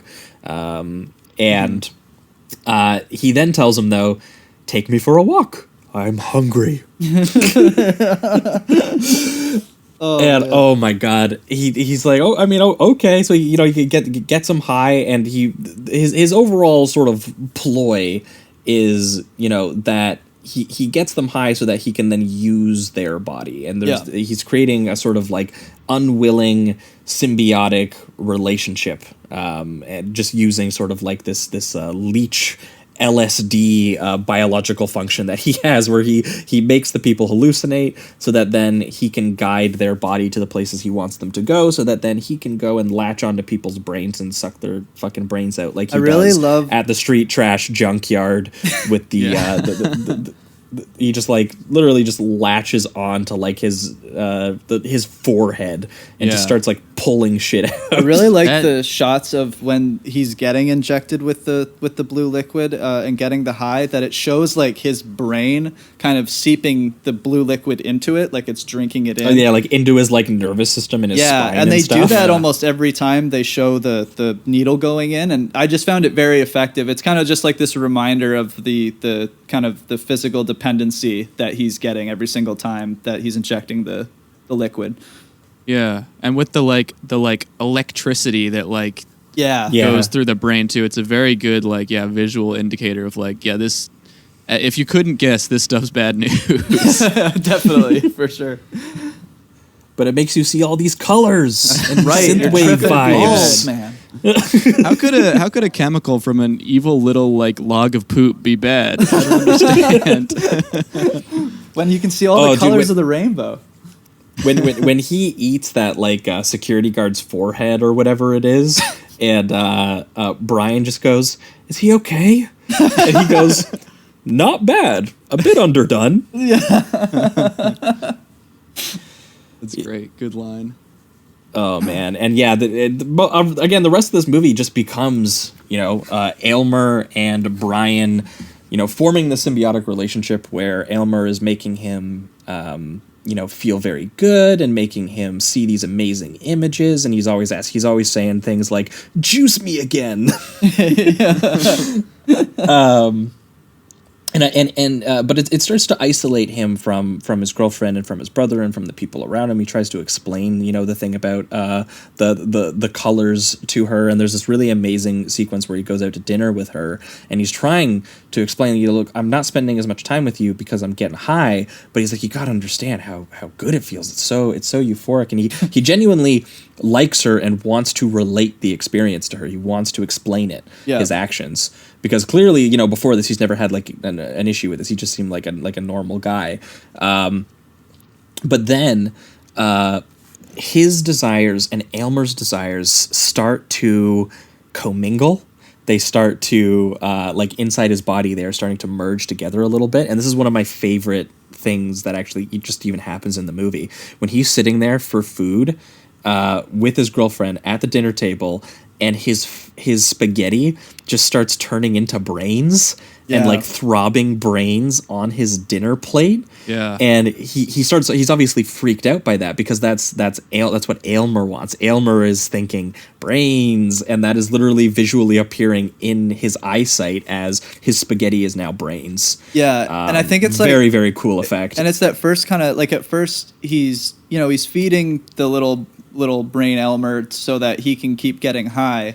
But I guess that's the first initial visualization that he has that kind of says to him, oh, this is now even kind of his appetites are coming into me now on a physical level. Yeah. Yes. I think at this point It's he doesn't distressing. even know that he's feeding Aylmer, right? He doesn't. No. Oh, I guess he does. Yeah. You're right. Yeah, you're No, right. he's a little too high to know what happened during the junkyard kill. Right. So he's just confused about the brains. All right, because we already mentioned when he looks at the guy getting his brain sucked out, he just kind of replies with a "wow." So yeah, it's definitely not as concerned yet.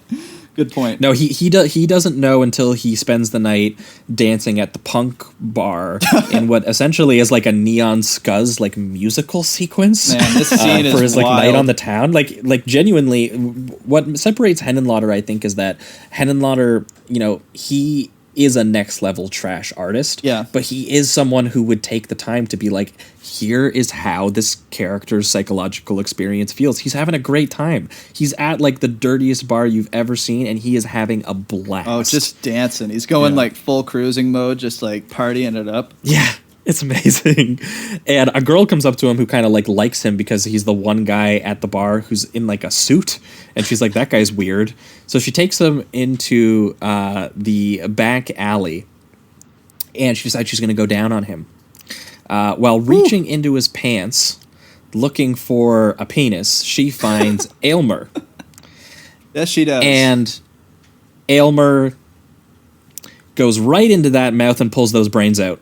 Oh yeah, And like the filming of this it reminded me honestly of when we were talking about Existence with the lubed up butthole portal that Cronenberg made for the video game. This one is just straight up like it's basically a hardcore horror porn scene for 5 minutes. It's crazy the level of detail and close up that he does with the mouth fucking essentially. It is really just it's very disturbing. It's very hard wild to watch. Yeah, it's crazy, man. It's one of the most the sound explicit effects things too. Oh yeah, as he's like rummaging around in there. Yeah, oh. dude, it's crazy, and I think it's honestly one of the most explicit things that we've had on the show, in my opinion. Maybe it's just because it's also like sexual and rape oriented as well, which is why it does that. But like I would think, like I'm trying to think of some more like top fives. Well, no, yeah, I was gonna say because the framing itself, it is basically like what you would like if it wasn't a horror scene, it would just be porno framing. Right. Yeah. Right. Yeah. Exactly. Right. Because the thing is, which is what makes it all the more disturbing. Right. Like, that's exactly what works about it, and also why Henenlotter he had crew walk out on him filming this scene. Oh, really? Wow, that's crazy. Because they were very upset about the scene, and it's very thorny too, because it's like. She was going for the blowjob, but she definitely was not expecting an alien brain penis. So, that's definitely not cool. Well, and how it relates to Brian too, who in the framing, he's like grabbing like the back of her head. And he's enjoying himself. Even though obviously, but he seems entranced. He doesn't have any bodily connection to it. Yeah, he's at this point. It's because he's super high. Yeah, he's completely hypnotized. Yeah. I think this scene is so well placed, like within the movie too. Like it's such a up to the I remember the first time I watched this movie, you hear that it's like, oh, this is like a comedy horror. It's got a goofy little like creature in it, and you kind of watch it and you're like, oh, okay, this is like a drugs allegory. But and there's the scene where he latches onto a guy's head, and there's the brain meatballs, but it's really not like upsetting. You know what I mean? It's just it's very kind of silly and airy up to this point, and then this scene just like really just ramps it up, just grabs you and shakes you. Yeah, it's it's where it starts to get like kind of harrowing a little bit. Like there's some, I think I would still consider this like a comedy overall, but this is like the third time I've watched it, and every time I watch it, it gets a little more just like kind of genuinely upsetting to think about. Absolutely. Yeah, it's definitely not on that same comedic aspect of like Killer Clowns, where it's just fun and entertaining throughout. This one definitely has its moments of real filth and thorniness. Like this scene, when I couldn't believe what I was watching, honestly. Like I was like, this is incredibly explicit. Holy shit. This reminded me of the scene because I had this exact same reaction to Basket Case, but it comes really late in Basket Case, and it's the scene where Bilal is trying to rape his dead girlfriend, but he can't because he physically can't. He's a little meatball. Yeah. But he's trying, and like that's so you have that shot of him really like upsetting part, like doing like really just weak flailing thrusts around on her body. Yeah. It's nothing compared to watching a girl literally get mouth fucked by an alien brain. Like it's just it's crazy. It's fucking wild. Yeah, and then also he pulls her brains out through her mouth. Like he pulls them straight out of her mouth, and like you see the chunky brains and everything coming out. Oh my god. It's there's so much just awful detail. There's like drool hanging off of Aylmer too. Like it's Henenlotter, you wild man. Yeah, he's a freak. He's a freak, boy. Too many textures going on for me there.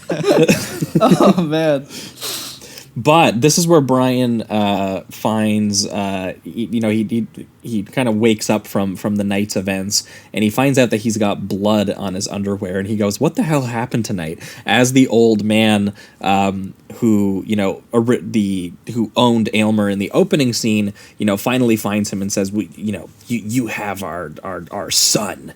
And you're making him too strong. You shouldn't be feeding him, like human brains. And he gives him a little bit of a backstory about how he's named Aylmer after like an ancient word about sort of like there's endless histories. There's I love that they imply that there's this history where Aylmer has traveled through civilization. That his origins can be traced to the Fourth Crusade, and like world leaders have fought over him, and he hung out with the Borgias and Spanish viceroys. That's one of my like favorite tropes and stuff, is just like retroactively saying that your movie was like throughout, you know, like what they do in like Yu-Gi-Oh, where it's like, oh yeah, ancient Egypt had our cards too. Like, that's just like so much fun. I think they did it in the most recent Transformers movie too. I love it. That was the best card, dude. It's so like that is great. There was a Renaissance painting of a Transformer in that new one. I'm pretty sure they do it in Beyblades too, which is very funny to me. Oh man, anytime any franchise does that, I am on board. I think that's the best shit ever. Absolutely. We were a part of Elmer, saving you from the Nazis. Like it's just it's so funny, man. Dude, they say that Elmer was in World War II Germany too. Right. He's probably best friends with Hitler, man. Oh, that's great. That's so funny. Yeah, this old man is looking like kind of like a junkie in withdrawal from losing Aylmer, and he kind of scares him into realizing that he's not as in control of this experience as he thought it was. So he locks himself in like a rundown motel. Almost looks like the same rundown motel as Basket Case. Yeah, could be. And Aylmer goes, "This is a real classy place, Brian." But this scene is absolutely incredible because Brian is basically confronting, you know, both his drug and his dealer at the same time with being like, what is going on? All I remember is feeling something sticky in my pants and then finding them covered in blood. And he's like, don't worry about it, man. Don't worry about it. And one of the greatest cinematic conversations of all time takes place, which is, when it comes to blood in my underwear, I want to know how it got there. And he's like, it's no big deal. Nothing to get upset about. It came from that girl at the club. He says, what girl? The girl whose brains I ate. What? The blood came from the girl's whose brains I sucked out. You sucked out her brains? Yeah, right through her mouth. And the greatest line of all time, is she dead? Is she dead? You know that girl that's lacking brains? And then, of course, she's dead. What are you kidding? It's like come on, Brian, get it together. Yeah, to hear Aylmer have just a little bit of sass, just when he's been so, like, nice the whole time. Yeah, he's like, come on, Brian. Like, yes, she's fucking dead, bro. Yeah. Every time he asks, is she dead, I just lose my mind. I'm like, man. He sucked her brains out, dude. It's so funny. But yeah, you know, so he's learning that he's a part of something really icky and gross, and that, you know, he's you know, he even tells him about how he sucked the guard dry at the junkyard the night that they met, and then he starts getting more commanding. He's like, I own you, Brian. Yeah. And Brian obviously starts sort of like vomiting, and he's in pain, and he's getting withdrawals because he doesn't want to be a part of this situation, but he has been addicted to the blue brain juice. And I mean, you know, like, what are you gonna do, man? He starts having these really horrible nightmares of like straight up body horror sequences where he's pulling a little string of flesh like out of his ear, and he keeps pulling it, hoping it's gonna end, until he literally tears his ear off. And chunky blood starts just like flowing. Yeah, out like of a the side waterfall of of his head. blood. It's crazy.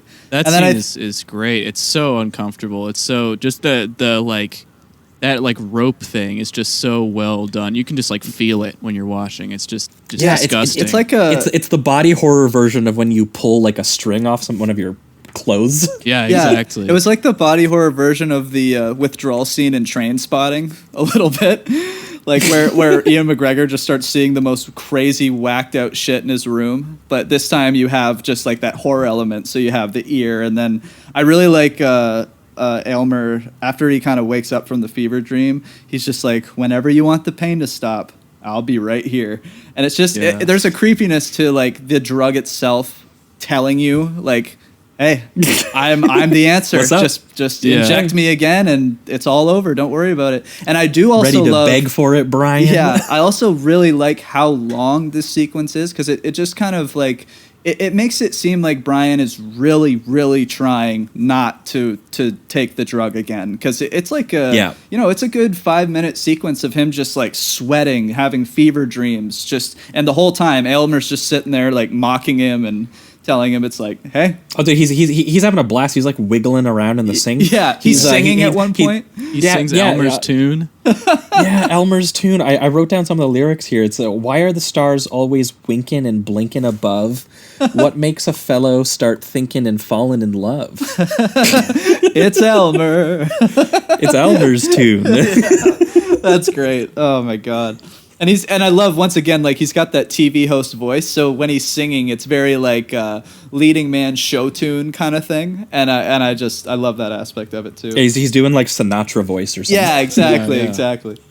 Yeah, the candy maker, the baker, the man on the street, the city charmer, the farmer, and the man in the moon, they all sing Elmer's tune. Is that just like a list of people that he's made addicted to his drug, essentially? Yeah, because some of them specifically, he was talking about like an 80-year-old lady, and Yeah, it's interesting because that is a real song, I believe. I'm pretty sure it's an old like jazz song called Elmer's Tune. Oh, okay. That he just sings, yeah. That's awesome. But it is interesting how like it fit, like it really does feel like it fits. Like it makes me wonder if they worked backwards from the song, like how if they chose the name and then chose the song, or vice versa. Yeah, for sure.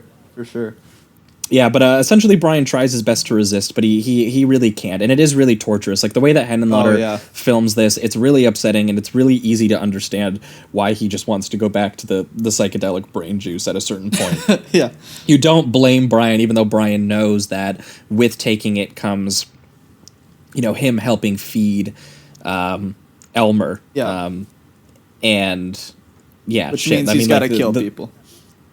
Yeah, and all of the sequences get really like, more horror based as he's getting involved in the killing. Like when he tries to help him kill the dudes in like the motel. Mm-hmm. There's a really awesome one where he tries to like wingman Elmer by going into the shower. Oh yeah. And there's just this naked ripped man just cleansing himself, and he's like, "Hey man, are you okay?" Just the sweetest giant man.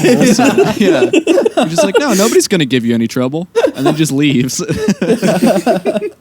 It's so nice. Oh man. Yeah, and that's one thing we learned too about Basket Case too, is that Henenlotter, sort of like John Waters, he has like an affection for kind of like weirdos and filthy locale and stuff. So like something that was kind of sweet about Basket Case was that he kind of just likes all the residents of the trashy motel. Yeah. He thinks that they're all just kind of like good people falling on hard times, and they all just make do. Like when they kind of like welcome the characters in the Basket Case version, he goes to like the freak bar in the filthy motel, and everyone just kind of like welcomes him in, and they're like, "Hey buddy, how's it going?" Even though he's like the dorkiest looking dude just carrying around a twill basket with him everywhere. Yeah. Which, by the way, he's in this movie. Oh, he sure yeah. is. That's awesome. Such an awesome, so great. I was just so, I lit up. Like I thought that was such a funny gag, and I also like that they make the Basket Case brother uncomfortable with Brian rather than like he sits down and he sees the little movement and what he's going through, and he's just kind of like, all right, I'm gonna get like, up myself. Yeah. And it's like, the Henenlotter cinematic universe is the best for sure. We need it. Yeah, we want it. The people demand it. Bring it back. I wonder, like, have you guys? Is there any other movies that he makes references to his own films, or is this kind of like I you actually just saw a haven't correlation? seen the Basket Case sequels yet, or Frankenhooker. So I can't say. Okay, because I not either. I figured it might have been just the fact that they have kind of similar premises in a way, just like that kind of extension of yourself in some form of a creature. And then kind of a guy going through those issues. So I didn't know if that was him just like kind of paying homage in that sense, correlating the two films, or if he was just like, this would be a funny ass gag, because it works both ways, I think. Yeah. Well, and similar to Cronenberg, he really loves that idea of sort of like emotional and psychological relationships being expressed in like this kind of like tangible body horror situation. In Basket Cases, obviously there's the brotherly element and the disabled element, and in here we obviously have the addiction. But also, what's interesting is that it's not just addiction, as in like, he is addicted to the drug and it's ruining his life, and he's killing people now, and he's very upset about that. It's also about how it dissolves his relationships, which is where it gets to like as the back half of the film, and how it kind of hurts the people around him as well.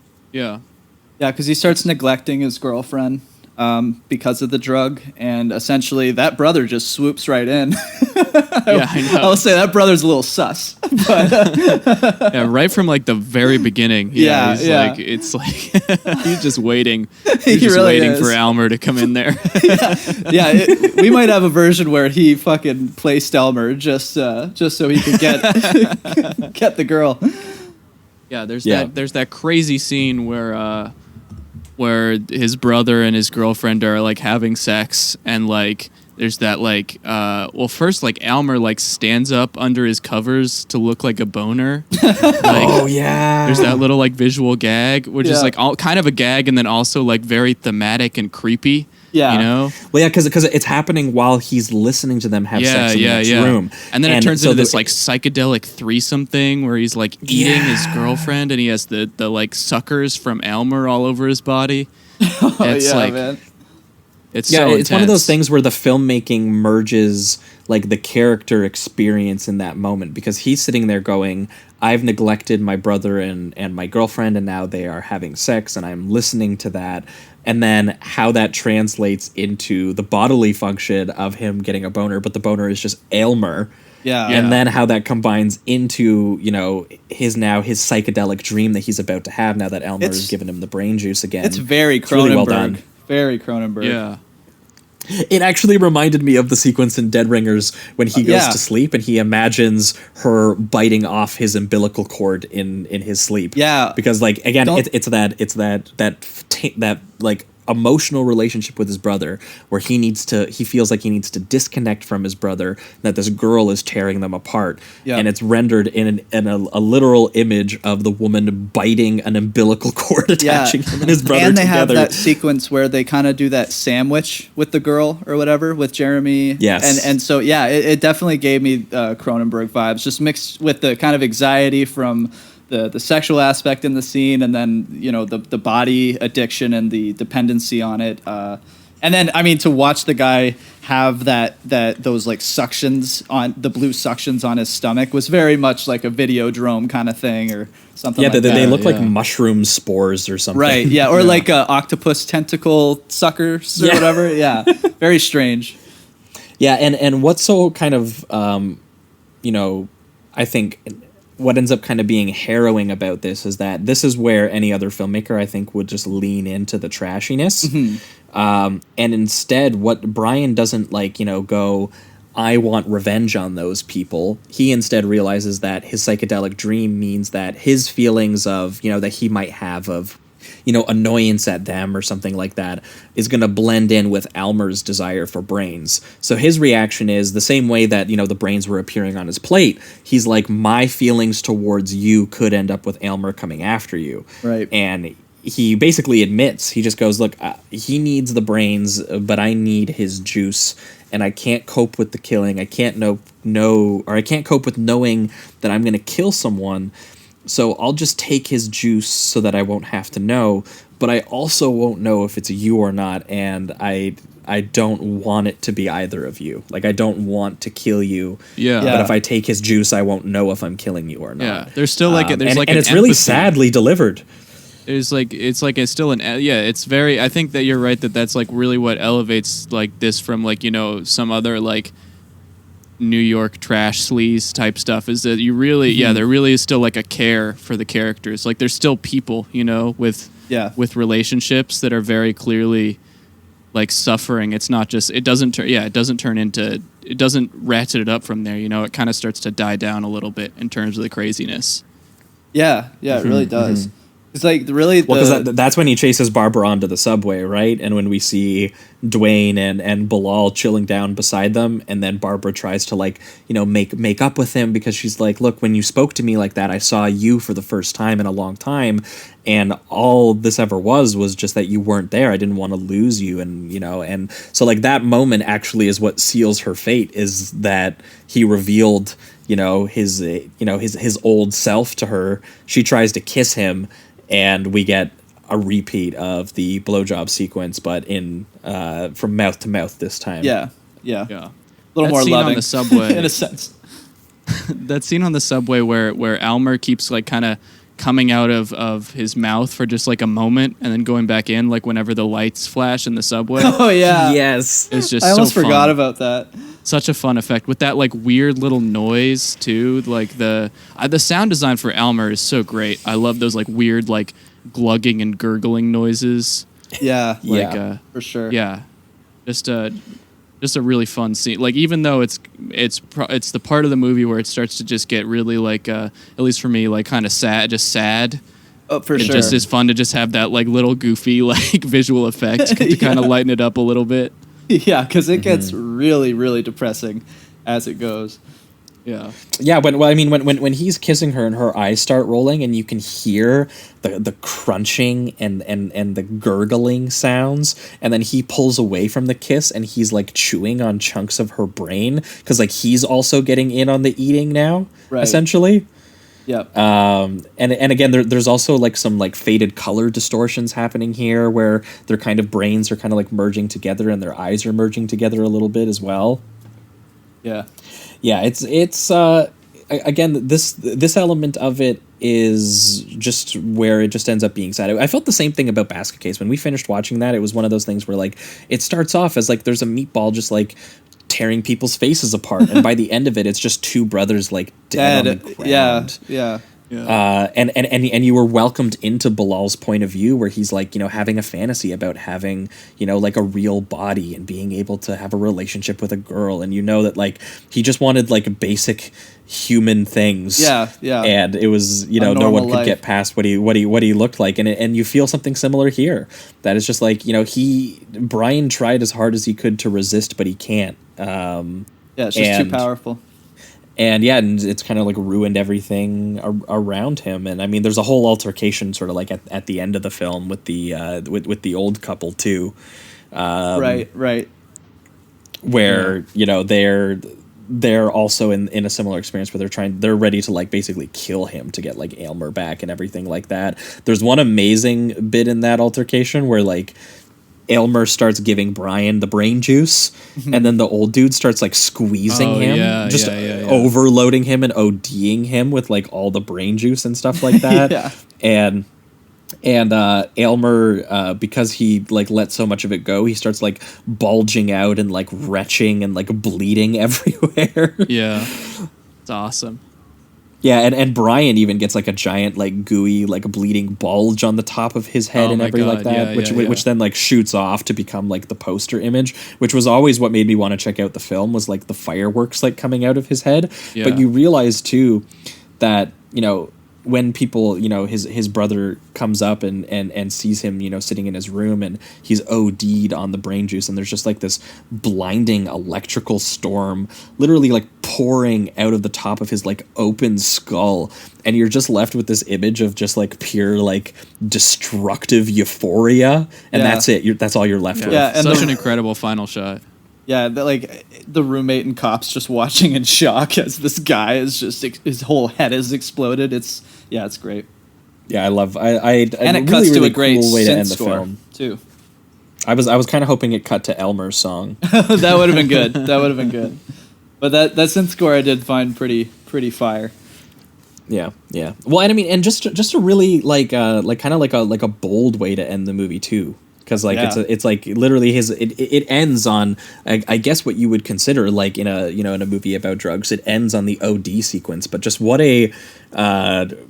an interesting way to shoot that, and how also again he doesn't let he makes it look cool. He goes back into like that psychedelic, surreal, almost filmmaking look a little bit, because again, just looking at fireworks coming out of the top of a man's open skull, it's just not something you see every day. So again, the way that he walks that line of like the real deal consequences of it, but still that sort of euphoric feeling at the same time, and that's the ending of the movie. That's great. Sure. And I do like it's like Very Brian cool. kind of, I mean, I guess it's not on purpose, but Brian kind of takes it for the team. We know that this Aylmer thing has been going off for centuries, just traveling around and killing people and doing whatever. And Brian just kind of takes all of the juice, sacrifices himself into the ultimate euphoria, and saves the world, I think. Good job, Brian. Yeah, good job, Brian. But yeah, pivoting towards reductive rating round for this one. This one also gets the solid to high for me. I think. Yeah. I think obviously for all the reasons that we mentioned that Henenlotter really good at creating these really absurd stories that have these really incredible jokes, but also really filthy, grimy, no budget horror filmmaker at the same time, and he never sacrifices sort of like character and psychological expression to do either one. He's always merging all three in ways that for people with bigger budgets could learn from. Yeah, 100%. And I think that with Brain Damage, he really solidified that he kind of likes the humor and sadness of deformity and sort of like impulse and having a little impulse creature attached to you. But it also, in some ways, kind of being something that's important to you or something you enjoy spending time with, and that kind of, that tearing effect that reminded me a lot of, once again, like Dead Ringers. But yeah, it's, upgrading to $500,000, he really expands his vision to a colorful and grotesque, very cartoon scuzzy addiction allegory with genuine horror and pathos, and once again very surreal and punkish in the way that he always is. Henenlotter is really just like he's an art schlock king, to me, having only even seen 2 of his films. I really got to check out his other stuff, because like, man, a phallic psychedelic drug slug that's like venom, like, come on, dude. It's it's such a cool little idea. Yeah, and to make that work on an emotional level too, like for you to be invested in that is unbelievable. Yeah, to make it a thing that makes him feel good and hurts him and hurts the people around him, and then the experience of being conscious of that hurt and those feelings and not being in control. He really doesn't, he investigates it all. Yeah, all while balancing like comedy, like just having a fucking talking kind of TV host voiced alien So brain that's giving you like heroin. It's wild. Like the balance and skill that takes is incredible. I'd also give it a 4 out of 5. I just want to dive into more of Henenlotter, man, because like he's 2 for 2, and I love the use of creatures and kind of like using them as like this like people that are dependent on them, and using them as a metaphor for whether it be addiction or kind of like family trauma. He's just very, very good at that. And you said there's Basket Case 2 and 3. Is that right? Yeah, there's a 2 and 3. Okay, so I got to check those out. And I got to see if he's... Well, and also Frankenhooker, which is exactly what it sounds like. Fantastic. I think I'd be a huge fan of his other work, so I'm definitely going to dive into his stuff. So, yeah, 4 out of 5. For you, Cameron. It's a 4 out of 5 for me as well. Probably like a high 4. I mean, it's pretty much the same as what you guys said. It's just really, really impressive that like so much, that like a movie that's this kind of disgusting and unsettling could also be like really funny at times and also have like genuine pathos to it. Is just like really impressive to me. This is the 3rd time I've watched it, and I think this time the real like sadness of it really like hit me a lot more this time. Like it is it's a very sad addiction story, like if you look past the little creepy phallic leech guy, there's a real human story, and it's really impressive that like Henenlotter is making this like sleazy gross stuff and went to that length to like really make you care about the characters like that. And something else that it's really like a blue movie. There's a ton of blue in it. Like blue and like blue dark liquid, purples. Ton of blue light. It really this watch for me, the blue really hit me, and I was like, oh, this really does feel very kind of sad and mourning a lot of the time when it's not like shoving blood in your face. Like there's a real weird like eerie sadness to the shots sometimes. Yeah, definitely. That's a good point. And once again, like I wanted to just say, like that inclusion of his withdrawal scene, I think is so important and essential to kind of like at least understanding the addiction aspect of it all. Because I mean, you know, we have the sequences of him taking in that liquid to the brain and all that, but just watching him for like days on end, just kind of curl up in a ball and sweat and have that alien brain just mock him the entire time. Yeah, it's really upsetting. It is very upsetting, oddly enough. So yeah, just including stuff like that really elevates these types of movies, and Henlotter's so good. So. Hell yeah. Well, I think that'll wrap it up for Brain Damage and for this week's episode. That was Killer Clowns from Outer Space from 1988 and Brain Damage from 1988. Thanks so much, Cameron, for joining us and for bringing these films with you. Oh, Thank you for having me. It was a lot of fun. No problem. If you've got anything to plug while you're here, this is usually the part where we have you guys do that. Yeah. Well, you can follow me on Twitter or on Letterboxd. And I also have a podcast called Podcast About List, where we basically read like dumb lists from the internet. It's not smart, but it's a lot of fun. So you should check it out. You guys have definitely read some pretty terrible lists. Oh yeah, no, it's mostly stuff like, you know, like top 10 ways to kill Justin Bieber, like that kind of stuff. Try and dig and find the really bad stuff. Yeah. Oh man. Hell yeah. Well, for our listeners, we're going to be back in 1 week's time with your Christmas episode. It is a sequel to our very first Sleazoids Christmas, where we did Black Christmas and Silent Night, Deadly Night. That was the first Christmas we ever had on the show. Last year we kind of switched it up and did Josh's Christmas personal Christmas picks, which were Batman Returns and Eyes Wide Shut. But this year we're going to do Christmas Slashers Part 2, and we're going to talk about Lewis Jackson's Christmas Evil from 1980, also known as John Waters' It's a Wonderful Life. That's his wholesome preference for Christmas films. Absolutely. And yeah, it's the second time we're going to be talking about a man dressing up as Santa Claus and going around axing people. Yeah, there's more than one. and it's genuinely great. It's very it's psychologically engaged in a man who really wants to bring back the Christmas spirit. It's kind of wholesome in a way and sad. Yeah, it really is like the Taxi Driver version of Silent Night, Deadly Night. Yeah, it's literally a guy who goes Travis Bickle mode because when he was a kid, he saw his mom get her back walls blown out by Santa Claus. Yeah, exactly. And it ruined his innocence, and he never wants to have another child's innocence ruined by learning that Santa Claus is a lie that way. He'll never let another Santa Claus fuck any mom. That's for damn sure. No, it's not going to happen. Not on his watch. So we're going to talk about that, and we're also going to talk about the direct-to-video comedy horror film Jack Frost from 1997, not to be confused with the 1998 movie with the exact same premise and the exact same title, where Michael Keaton is a bad father who becomes a good father by becoming a snowman.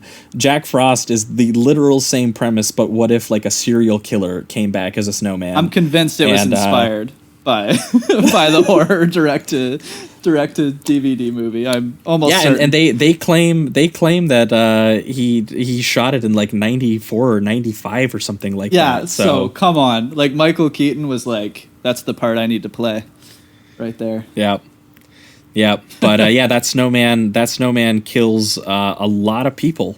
Yes, he does. So we're going to be talking about that. We're going to be talking about Christmas slashers next week. And then for the week after, for the free listeners, for everyone, we're going to be back and we are going to be doing it's going to be 2021. So we're going to do the annual episode, first episode of the new year, which is always a recap of the previous year's best genre films. So we're going to do the best genre movies of 2020. We might have to rework our method a little bit this year because there's a little bit less of a pool to choose from for reasons I'm sure everyone is aware of. But there was some good stuff this year, and we would be remiss not to talk about because the bonus transmission listeners, they always get to hear us talk about new releases on the Patreon, but a lot of the free listeners don't get to hear us, and sometimes we just want to gush about Bakuro and Possessor again. Sometimes it happens. I definitely do. So yeah, that's what you can expect in 2 weeks' time. But that being said, I think it's going to wrap it up for everything this week. Thanks so much, guys, for listening, and keep it sleazy. Keep it sleazy. It's sleazy.